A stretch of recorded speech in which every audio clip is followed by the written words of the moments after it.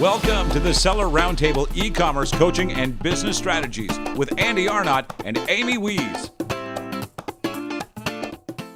I love the idea of sourcing from other countries, from all over, and I always encourage the entrepreneurs that I work with to really think about the types of products that they're sourcing and make sure that they're sourcing those products from the best possible place they can source them from, right? So there are some products that you should source in the US. There are some products that it's most economical to source from China.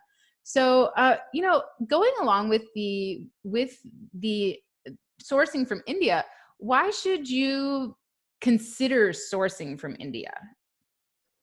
Yes, I think one of the main reasons is that you'll find there are a lot of unique products that India specializes in that you won't find in other countries, specifically China.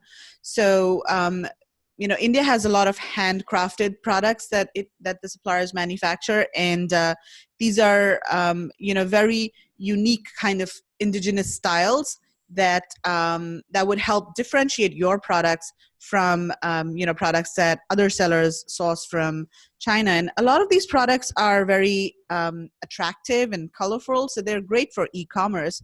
If a user is scrolling through search results on their phone, for example, on Amazon, and they come across this attractive product and it just catches their attention, and I call these products thumb stopping. So that's one advantage. And then some of these products can also command higher prices because they're handcrafted, they're handmade, so they're potentially more profitable. And also, a lot of these products are not very, they're not, high volume kind of products like silicone spatulas, for example, or, garlic presses or electronic kind of products. They're not, you won't be able to sell like, hundreds of thousands of them and at smaller profit margins, but you'll be able to sell fewer of them at higher profit margins. I think that's the strategy when you source products, these types of products from India. But this is an advantage because it lets you fly under the radar of, Chinese black hat sellers on Amazon, because they are basically going after the high volume kind of products, and they are staying away from these low volume products. So, if you've got like 10 of these SKUs, you're kind of flying low, but you've got 10 SKUs that are profitable, and you're selling them in lower volumes. I think that's a good strategy to be profitable. Another advantage I see that. Something that I think of, if you're getting something from India that's unique, and you're one of kind of the first in this market to source from India and figure that out, well, it's going to make it really tough for the copycatters, right? If your product is featured on one of the product research software as, hey, this one, is selling pretty well and it's doing good, and somebody's wanting to exactly copy it, right, or close to copy it, it's going to be hard to source that same exact thing, like from Alibaba, for example. So I think that is also another advantage of sourcing from outside of China. Exactly, especially if you found that product at a trade show in India. If you've been to India and you're at the trade show, it's very difficult to find those products online. Yeah, you're right. And then another advantage is low MOQs. Because a lot of these products are handmade, suppliers are flexible in the number of pieces that they can manufacture. Unlike China, where it's all automated and smaller production volumes, don't really make sense for them, economically. Whereas in India, because they're handcrafted, the production process is flexible. Typically, the MOQ for these products would be 200 to 500 pieces, but sometimes they can go as low as 50 pieces for a trial order. So I think that's really advantageous if you're just trying to test a product line, or if you're a new seller and you're just starting out and you don't want to invest thousands of dollars in buying a product. Another advantage I see is that India has a lot of raw materials available within the country and produced within the country. So, for example, cotton, silk, jute, metal, wood, bamboo, leather, all of these raw materials are available within the country. So products manufactured from these materials are definitely, competitively priced. India is in fact the world's second largest producer of cotton.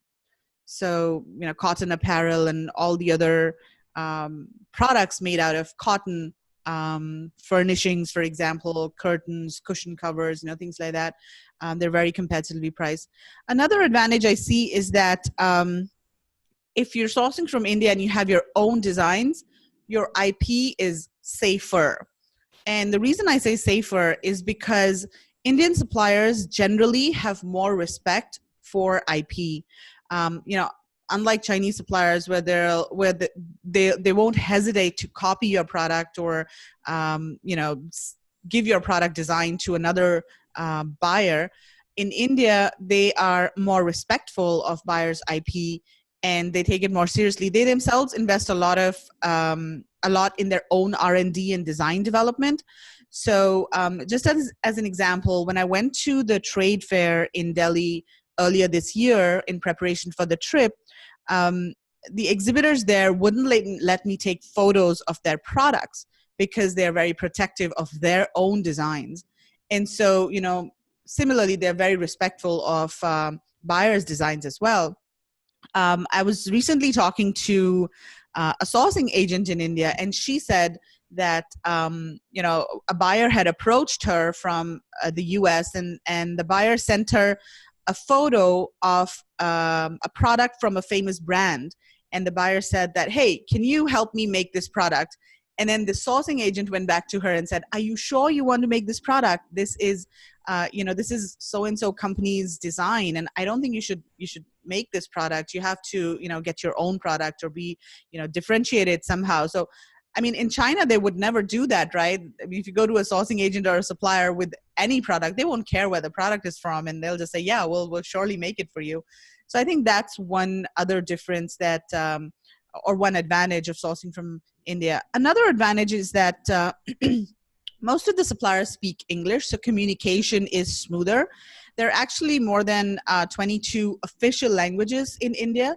Each state, in fact, has a different language and a different script.